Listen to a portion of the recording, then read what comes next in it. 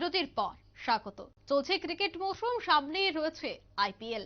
আর এই আইপিএল কে কেন্দ্র করে ক্রীড়া প্রেমিকদের মধ্যেও এক প্রকার উৎসাহ কাজ করছে। তারই মধ্যে খবর যে এবার সানরাইজার্স হায়দ্রাবাদের অধিনায়ক পরিবর্তন করা হয়েছে।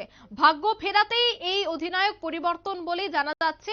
অধিনায়কের দায়িত্ব এবার তুলে দেওয়া হলো প্যাট কামিন্সের উপর। 2016 সালের পর ট্রফি জয়ের স্বপ্ন এবার হায়দ্রাবাদের।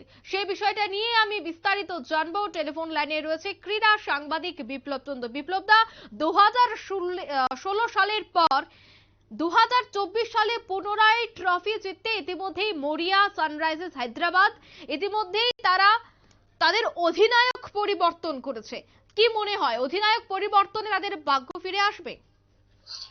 দেখো, এটা বড় চ্যালেঞ্জ হয়ে দাঁড়িয়েছে তোমার সানরাইজার হায়দ্রাবাদের কাছে। কারণ 2016 সালে তারা আইপিএল চ্যাম্পিয়ন হয়েছিল। সেই চ্যাম্পিয়নের পর অনেকবার কিন্তু ফ্র্যাঞ্চাইজিতে তারা প্রচুর টাকা খরচ করেছিল, এবং শুধু তাই নয়, টাকা খরচ করার পাশাপাশি দক্ষিণ আফ্রিকার ক্রিকেটার এডেন মার্কামকে কিন্তু তারা অধিনায়কের দায়িত্ব তুলে দিয়েছিল।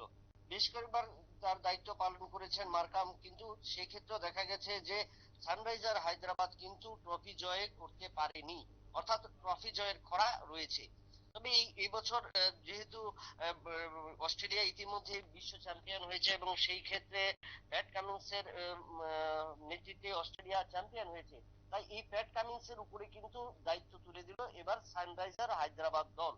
একটা অঙ্কিতা তোমাকে জানিয়ে রাখি যে ইতিমধ্যে যে ফ্র্যাঞ্চাইজিদের যে যাদের নিলাম হয়েছিল সমস্ত ক্রিকেটারদের, এবং সমস্ত ক্রিকেটারদের মধ্যে কিন্তু এই সানরাইজার হায়দ্রাবাদ এই প্যাট কামিন্সকে সবচেয়ে বেশি, এবছরের যতগুলো আইপিএল অনুষ্ঠিত হয়েছে তার মধ্যে সবচেয়ে দামি খেলোয়াড় হিসেবে কিন্তু প্যাট কামিন্স এসেছে, নেওয়া হয়েছিল 20,50,00,000 টাকা দিয়ে।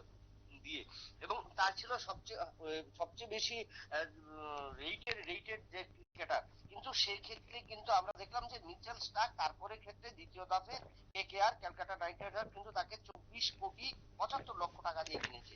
তবে সেক্ষেত্রে প্যাট কামিন্স এই 20,50,00,000 টাকা যেটা দিয়েছে, এবং তার হাতে অধিনায়কের দায়িত্ব দেওয়া হয়েছে। যেই অধিনায়ক অস্ট্রেলিয়াকে সুন্দরভাবে গুছিয়ে, কিন্তু আমরা যখন কোয়ালিফাই রাউন্ডে দেখেছিলাম একদিবসীয় আসরে, সেখানে কিন্তু অস্ট্রেলিয়া ততটা ঘুরে দাঁড়াতে পারেনি। কিন্তু প্যাট কামিন্সের নেতৃত্বে আমরা দেখলাম দ্বিতীয় পর্যায়ের এবং সেমিফাইনাল থেকে ফাইনাল পর্যন্ত অসাধারণ পারফরমেন্স করেছে, এবং তার জন্য কিন্তু সানরাইজার হায়দ্রাবাদ এবার এই প্যাট কামিন্সের উপর দায়িত্ব তুলে দেওয়া হয়েছে।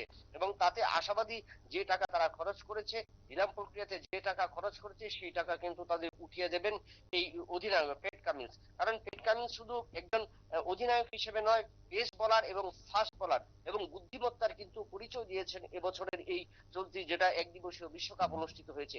তাই আইপিএলও এই প্যাট কামিন্সের নেতৃত্বে সানরাইজার হায়দ্রাবাদ তাদের তুলে ধরতে পারবে, এবং ক্রিকেটারদের কোথায় কোন সময় কিভাবে পরিবর্তন করা হয়, এবং কোন জায়গায় কি বল করতে হয়, এবং ব্যাটসম্যানদের যে উঠা নামা এবং সেই ক্ষেত্রে এবং ফিল্ডিং কিভাবে সাজানো হয়, সেটা কিন্তু অবগত বা ওয়াকিবহাল রয়েছে প্যাট কামিন্স।